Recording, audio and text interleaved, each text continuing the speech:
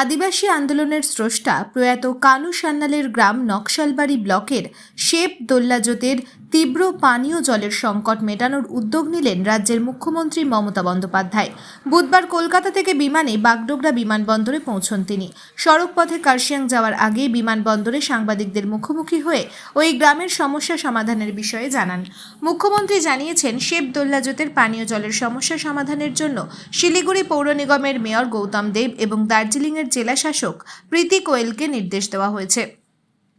ওই গ্রামে যতদিন না পর্যন্ত স্থায়ী পানীয় জলের প্রকল্প গড়ে উঠছে, ততদিন শিলিগুড়ি পৌর নিগমের তরফে সেখানে পানীয় জল সরবরাহ করা হবে, যাতে গ্রামবাসীরা পানীয় জলের সংকট থেকে মুক্তি পায়।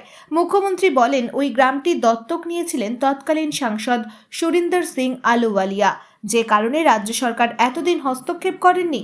কিন্তু এবার সেখানে পানীয় জল প্রকল্প করার কাজ করছে জনস্বাস্থ্য কারিগরি বিভাগ। পাশাপাশি পানীয় জলের সাময়িক সরবরাহের জন্য গৌতম দেব এবং দার্জিলিংয়ের জেলা শাসককে বলা হয়েছে, তারা বিষয়টি দেখে দিচ্ছে। জানা গিয়েছে, শেপ দোল্লাজোতের পানীয় জলের সমস্যা সম্প্রতি প্রকট হলে গ্রামবাসীরা হাইকোর্টের জলপাইগুড়ি সার্কিট বেঞ্চে মামলা দায়ের করে। সেই মামলা বিচারপতি অভিজিৎ গঙ্গোপাধ্যায়ের এজলাসে ওঠে। অভিজিৎ গঙ্গোপাধ্যায় মামলার সময় গ্রামবাসীদের কাছ থেকে পানীয় জলের সমস্যার কথা শুনে নেন। যত দ্রুত সম্ভব পানীয় জলের সমস্যা সমাধানের জন্য নির্দেশ দেন তিনি। শুধু তাই নয়, বুধবার জনস্বাস্থ্য কারিগরি বিভাগের আধিকারিক, শিলিগুড়ি মহকুমা পরিষদের আধিকারিক এবং বরাতপ্রাপ্ত সংস্থার আধিকারিকদের ডেকে পাঠান।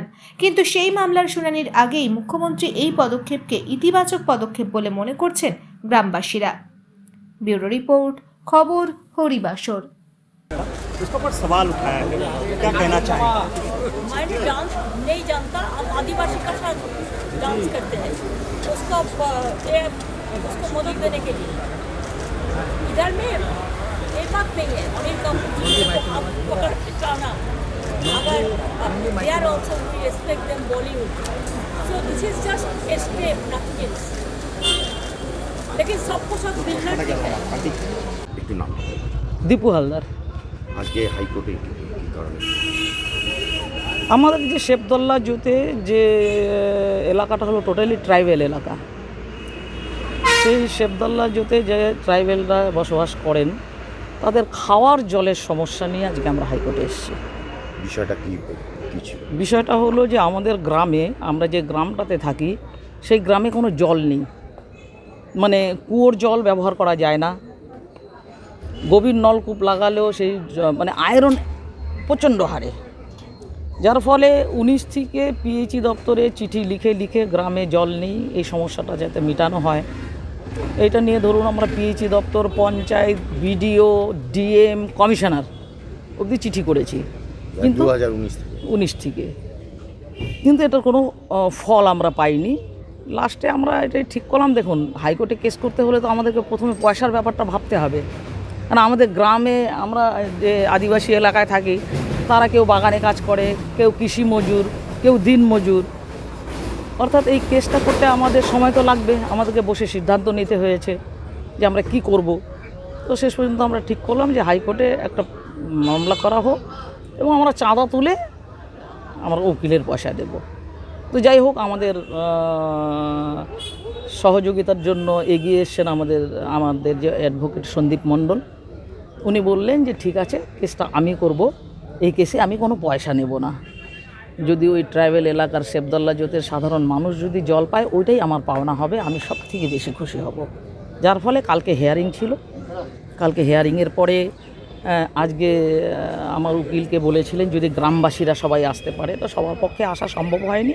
আপনারা বুঝতেই পারছেন যে এলাকায় থাকি, গরিব থেকে গরিবেরা, তো আমরা 8 জন আজকে এই হিয়ারিংয়ে উপস্থিত থাকার জন্য এসেছি। এটা নকশালবাড়ি জিপি, এটা হলো হাতিগিসা জিপি, নকশালবাড়ি ব্লক।